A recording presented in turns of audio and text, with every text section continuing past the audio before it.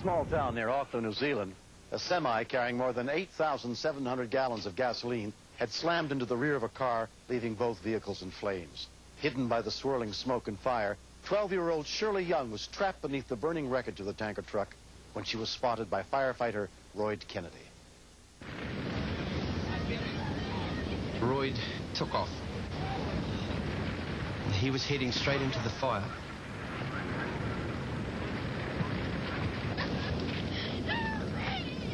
In under the truck, there's this child crushed by a big wheel. I could feel her feet protruding from under the tyre where her limbs had been broken and doubled back. She was really scared. Mind you, so was I. But I let her know that I wasn't going to leave her, no matter what. At that point, I'd lost sight of him. I thought I'd lost him.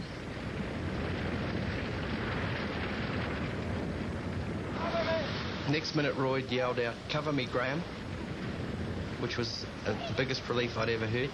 He was still alive. All of a sudden, fire just flashed through. I thought it was all over. I really did. And the water suddenly beat the flames off us. To give some protection to where Royd was in the wreckage, we had to move guys into a position where they were exposed to danger. Divisional Officer Ray Warby was in charge at the scene.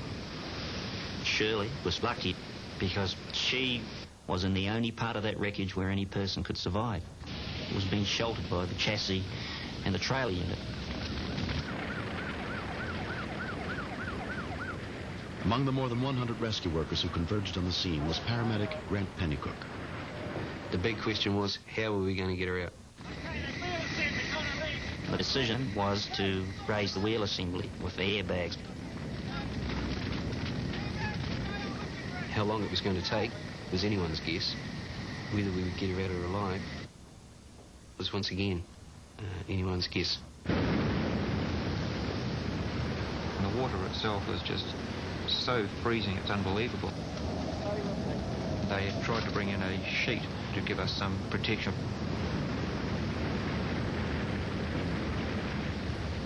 I was continually talking to her, keeping her going. Have you ever been horse riding?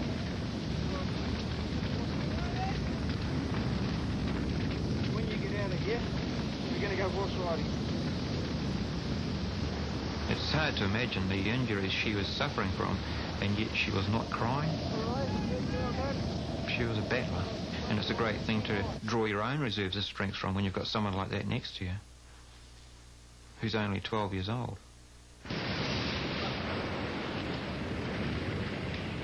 The firefighters were roasting, but they didn't back off. They just stood their ground. I was so astounded at the tenacity of my men.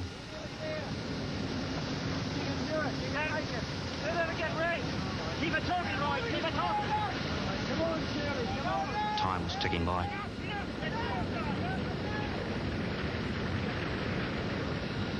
She suddenly started to fade away, and she looked at me with big brown eyes, and she looked at me and said, "If I don't make it, tell my mother I love her."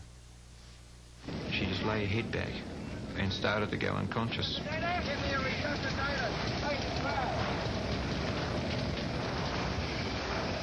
A resuscitator was passed in under the truck, and I started keeping her alive. Shirley had been trapped under the truck for more than 40 minutes in the intense heat and fumes.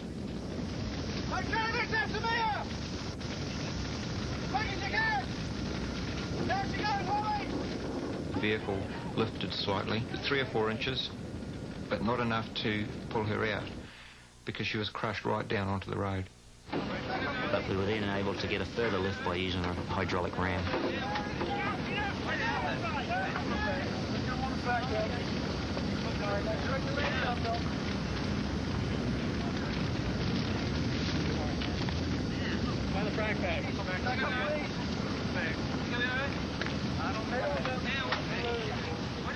I couldn't get out of there quick enough.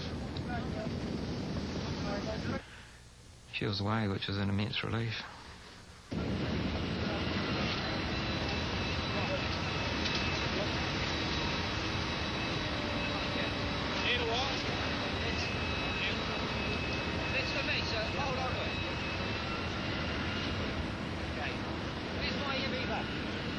But as soon as she was on that stretcher, she knew too that she was safe, finally, and she just drifted away.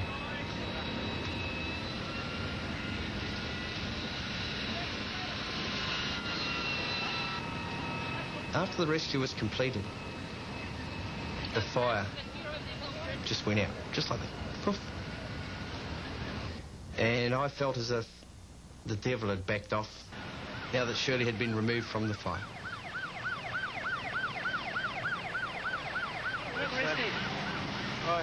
I honestly, I just haven't got time. I'm so cold and I'm dizzy and I just want to lay down.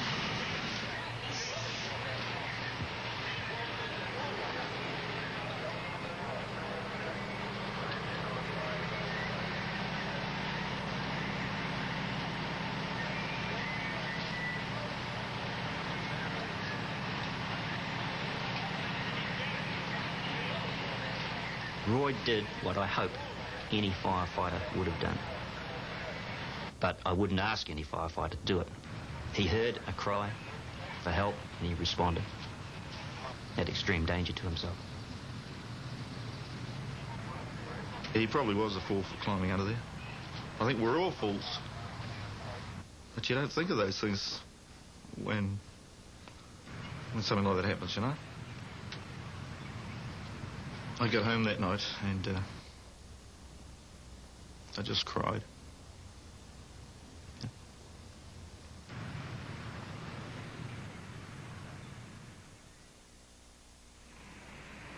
12-year-old Shirley Young had suffered second and third-degree burns over 20% of her body. Both legs were badly broken, one so severely that it had to be amputated. She and her mother spent months in the hospital recovering from their injuries. When Roy comes to get me, he said he was going to take me horse riding. When did he tell you that? When I was under a truck, I think. And that's what you're looking forward to the most? Yeah. Right, now you got to lift up yourself. 5 months after the accident, Royd kept his promise. Here, hang on to the driving part. Are you standing 5 foot of catch me? Royd and Shirley had grown very close, but she remembers little of the night he saved her life. It was hot. I think I was crying. And then Royd came in and he was just trying to calm me down. He was there for me when I needed him. Okay, that's it. You're rocking and rolling. That's good. That's good movement. All he saw was this little girl's hand, and he didn't think twice. He just went in.